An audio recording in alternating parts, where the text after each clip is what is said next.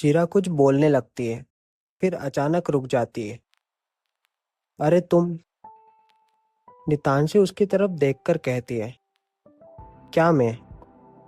शीरा थोड़ी ऑकवर्ड होकर पूछती है। तुम्हारा नाम क्या था? ये सुनकर नितांशी एक गहरी सांस लेती है और कहती है,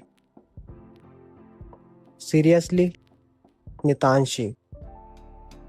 शीरा तुरंत कहती है, हाँ नितांशी, तुम मेरी बात ध्यान से सुनो। अब नितांशी भी पूरी तरह सीरियस हो जाती है।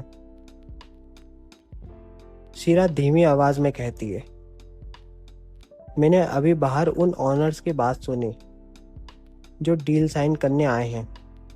वो इस कंपनी के साथ बहुत बड़ा फ्रॉड करने वाले हैं। ये सुनकर नितांशी की आंखें एकदम बड़ी हो जाती हैं। क्या? Are you sure? वो शौक में पूछती है। वो बहुत बड़ी कंपनी के ऑनर्स हैं, इतनी बड़ी डील साइन करने आए हैं। लेकिन शीरा तुरंत उसका हाथ पकड़ लेती है और कहती है, अरे नहीं, मैं सच बोल रही हूँ।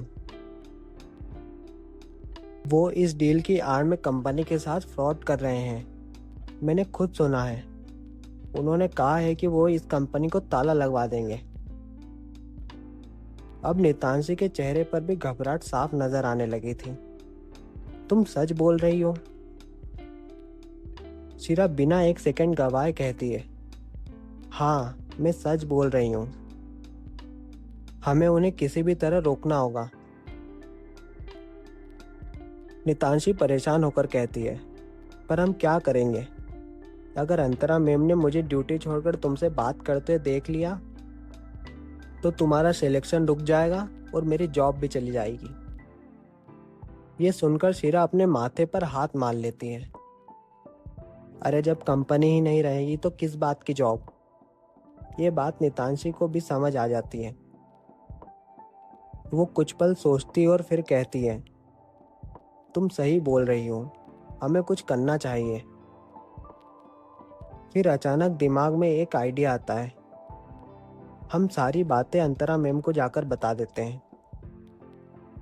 शीरा भी तुरंत हाँ में सर हिला देती है। हाँ, हमें जल्दी बताना होगा। अगर फाइल पर साइन हो गया तो कंपनी के सारे शेयर्स बिक सकते हैं। यह सुनकर नितांशी फिर से शॉक हो जाती है। क्या? फिर बिना वक्त गवाए वो कहती है, चलो जल्दी। और अगले ही पल शीरा और नितांशी दोनों तेजी से केबिन की तरफ बढ़ने लगती है। दोनों के चेहरे पर घबराहट साफ नजर आ रही थी। उन्हें सिर्फ एक ही बात की चिंता थी, कहीं देर ना हो जाए। क्योंकि अगर अमृत रॉय की चाल सच थी तो रेडबैक कंपनी और शेखावत परिवार एक बहुत बड़े खतरे के सामने खड़ा था।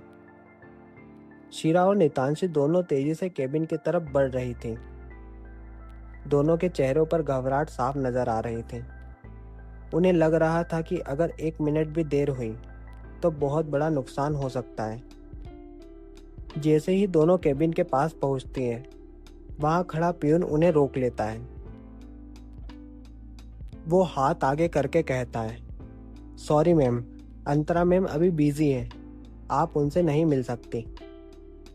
ये सुनकर नितांशी तुरंत कहती है, क्या? लेकिन हमें उनसे बहुत अर्जेंट काम है। प्यून सर हिलाकर कहता है, मैम ने मना किया है। उन्होंने कहा है कि उन्हें कोई डिस्टर्ब ना करे।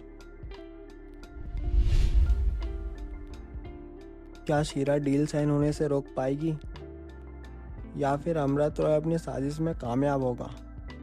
क्या लग जाएगा रेडबैक कंपनी पर ताला?